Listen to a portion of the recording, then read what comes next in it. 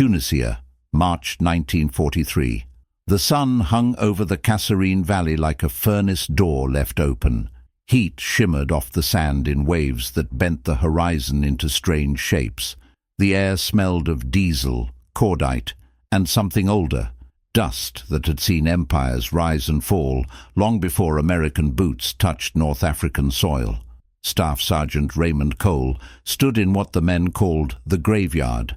Rows of shattered armor stretched across the hardpan. Sherman tanks, British Crusaders, and German machines too, twisted metal corpses from battles that had moved on weeks ago. Cole was 31 years old, a mechanical engineer from Detroit before the war. He had studied metallurgy at Wayne State University. He had designed assembly line components for Ford. Now he stood in a desert, surrounded by the failures of American industrial confidence. His hands were scarred from wrench work and burns. His uniform bore oil stains that no amount of washing could remove. He carried a clipboard, a tape measure, and a growing sense of dread. The 1st Armored Division had lost 64 tanks in the first week of combat at Kasserine Pass. German Panzer IVs and Tigers had torn through American formations with methodical efficiency. The M4 Sherman, pride of American manufacturing, had proved fatally outmatched. Its 75mm gun could barely scratch German frontal armor at combat range. Its own armor stopped nothing heavier than machine gun fire. Cole walked past a Sherman with a hole punched clean through the turret. The entry wound was the size of a dinner plate. The exit wound had taken half the rear hull with it. No fire, no explosion, just physics. German tungsten core punching through American steel like it was cardboard. He stopped at the edge of the graveyard. Beyond the wrecks, a single German tank sat isolated under camouflage netting. Panzer IV AUSF G, captured 3 days prior when its crew abandoned it after track damage. The tank had rolled to a stop in a wadi, unable to move, but otherwise intact. Cole had been ordered to study it. He approached slowly, the way a man approaches a sleeping predator. The Panzer was smaller than he expected, lower profile than the Sherman. Its gun, a long-barreled 75mm KWK-40, jutted from the turret like an accusation. The armor was sloped, angled to deflect rather than absorb. Even stationary, it looked dangerous. Cole circled the vehicle. He measured track width, turret diameter, gun elevation range. He photographed every detail with a bulky Graflex camera. He made notes in tight, precise handwriting. Behind him, footsteps crunched on gravel. Sergeant Cole. He turned. Captain Andrew Merrick, Intelligence Liaison, 2nd Armored Group. Merrick was 40, balding, with eyes that never seemed to blink. "Sir, Division wants this tank operational," Merrick said. "Running, firing, full diagnostic workup." Cole looked at the Panzer, then back at Merrick. "Sir, we don't have parts. We don't have manuals. We don't even have fuel that matches German specifications." "Then improvise." Merrick's voice was flat. We've lost too many crews to keep throwing Shermans at these things blind. We need to understand how they work, what they can do, and more importantly," he paused, "what they can't." Cole nodded slowly. "How long do I have?" 2 weeks, maybe less. Command is planning a counter-offensive. They want actionable intelligence before we move." Merrick turned and walked back toward the command tent. Cole stood alone with the Panzer. The sun was setting now, casting long shadows across the graveyard. He placed one hand on the hull. The metal was still warm from the day's heat. 2 weeks to resurrect the enemy. The work began at dawn. Cole assembled a team of 6 men, mechanics, welders, a radioman who spoke enough German to translate technical labels. They erected a sunshade over the Panzer and began the dismantling process with surgical care. Every bolt was catalogued. Every component photographed before removal. Cole treated the machine like an autopsy subject, respect through documentation. The first discovery came within hours. The Panzer's transmission was a Zahnrad fabric model, a 6-speed synchromesh system far more sophisticated than the Sherman's manual gearbox. Smoother, faster to shift under combat stress. The driver's compartment was cramped but intelligently laid out, every control within easy reach, every gauge visible at a glance. Cole made notes. Driver ergonomics superior, gear transitions cleaner, less fatigue over extended operations. They moved to the suspension. The Panzer used leaf springs and interleaved road wheels, a complex system that distributed weight more evenly than the Sherman's vertical volute spring suspension. The ride would be smoother. The gun platform more stable. Note: VVSS causes instability at speed. German system maintains accuracy during movement. By the third day, they had the engine exposed. A Maybach HL 120 TRM, 12 cylinders, 300 horsepower. It was smaller than the Sherman's right radial, but more efficient. The fuel consumption was lower, the power-to-weight ratio better balanced. Cole's notes grew longer, more detailed, more concerned. The gun came next. The long 75mm KWK-40 was a masterpiece of German engineering. The barrel was precisely rifled. The breech mechanism used a semi-automatic loader that could cycle rounds in 4 seconds, faster than the Sherman's manual system. The sights were Zeiss optics, crystal clear even in low light. Cole test-fired the gun on the 5th day. They used captured ammunition, armor-piercing tungsten core rounds. The gun cracked with a sharp, clean report. The recoil was minimal. The spent casing ejected smoothly. At 800 meters, the round punched through a derelict Sherman's front glacis plate, like it was tinfoil. Cole stood in silence for a long time. By the end of the first week, the Panzer was operational. The engine ran smoothly. The turret traversed with hydraulic precision.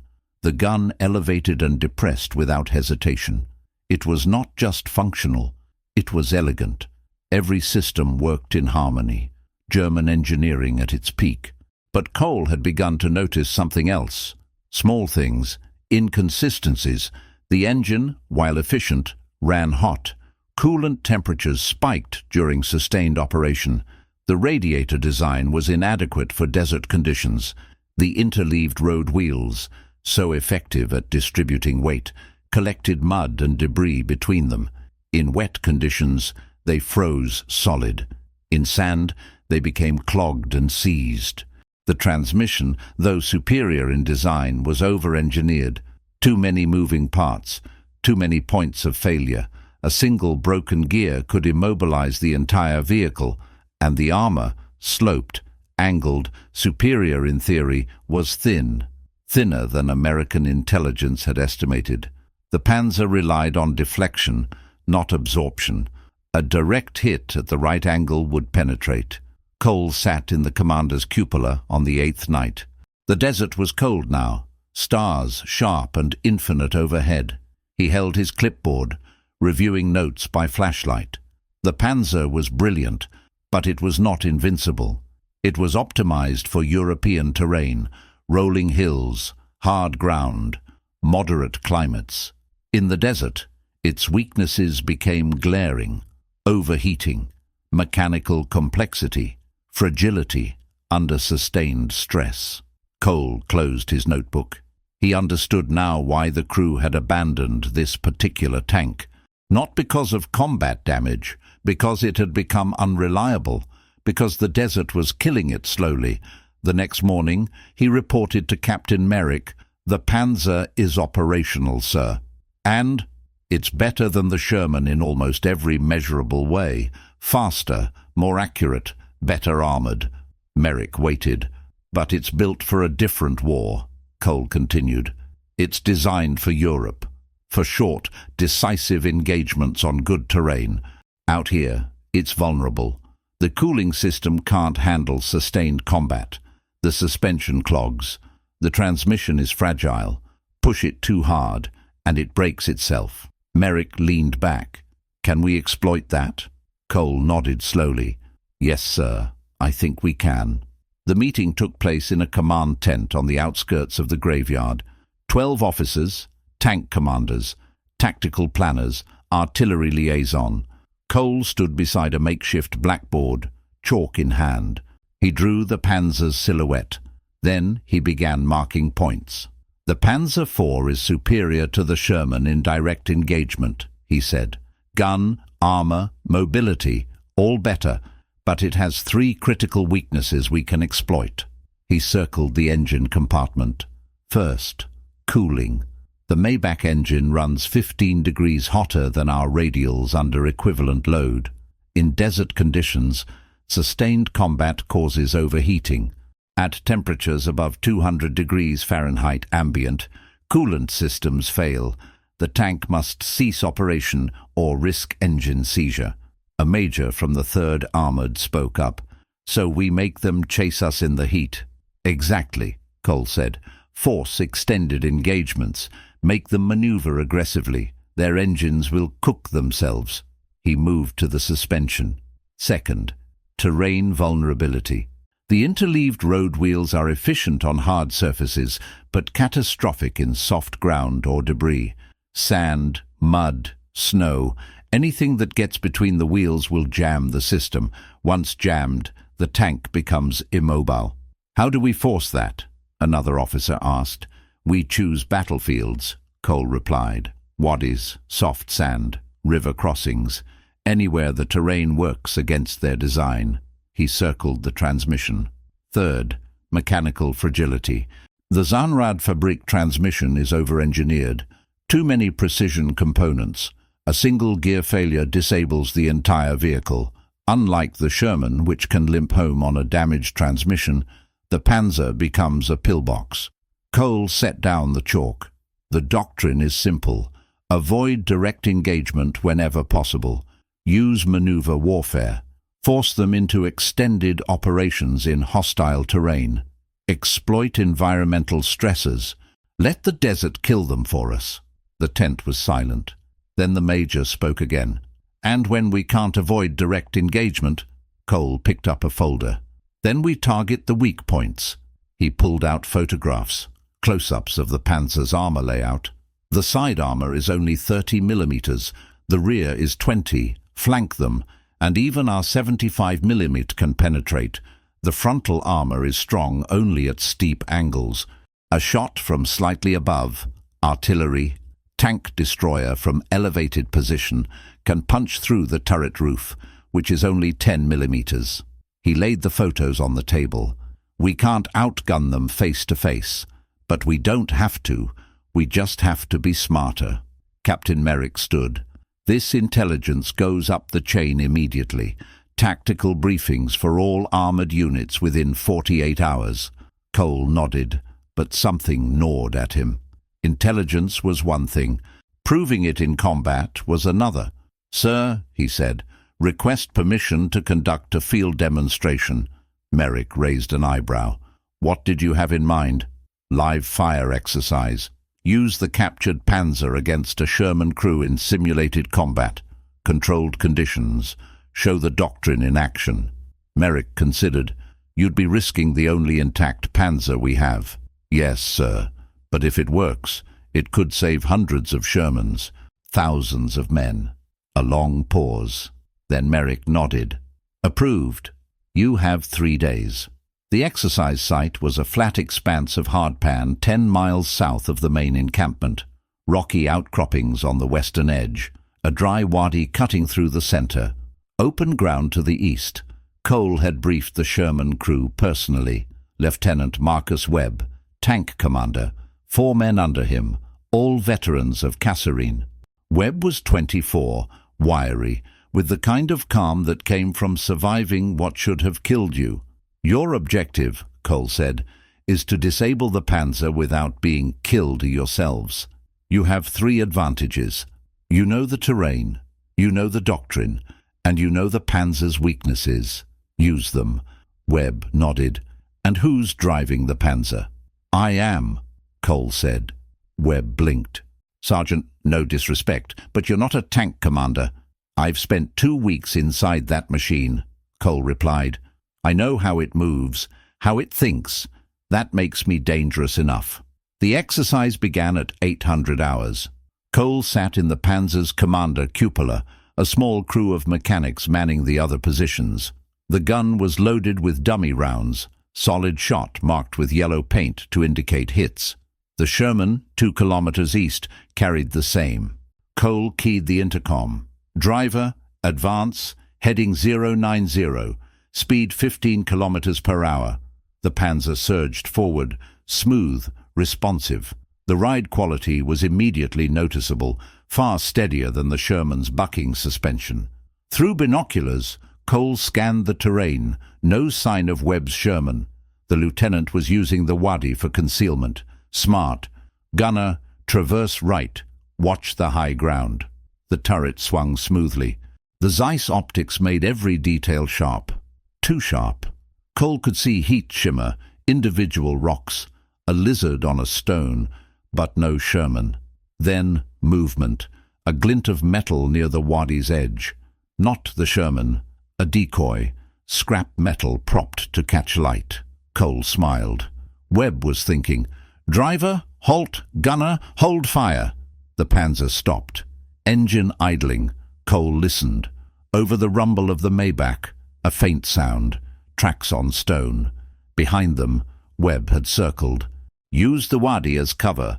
Now he was flanking. Driver, hard reverse, full speed. The Panzer lurched backward.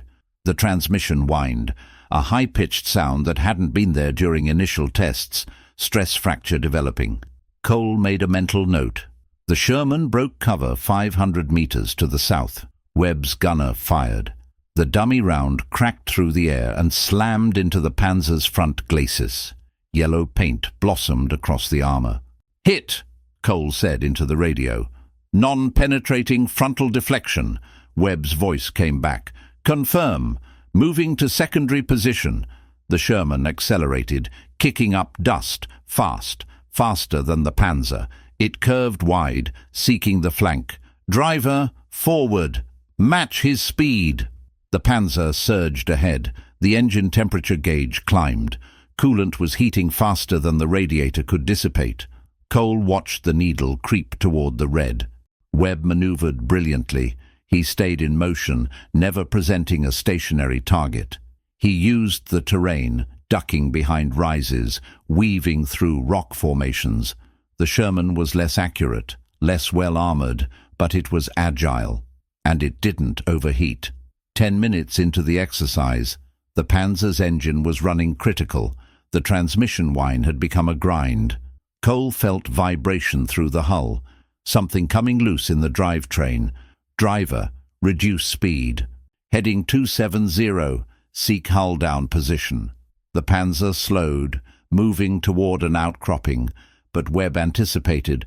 The Sherman appeared on the ridgeline, 200 meters away. Perfect flank shot. The dummy round hit the Panzer's side armor with a metallic clang. Yellow paint sprayed across the hull. "Penetration," Cole said. "Crew killed. Exercise complete." He climbed out of the cupola. The Panzer's engine ticked as it cooled. Coolant dripped from a blown seal. The transmission was grinding even at idle. Webb's Sherman rolled up alongside. The lieutenant climbed out, grinning. "Doctrine works," he said. Cole nodded. "Maneuver, heat, terrain. You used all three, and you won."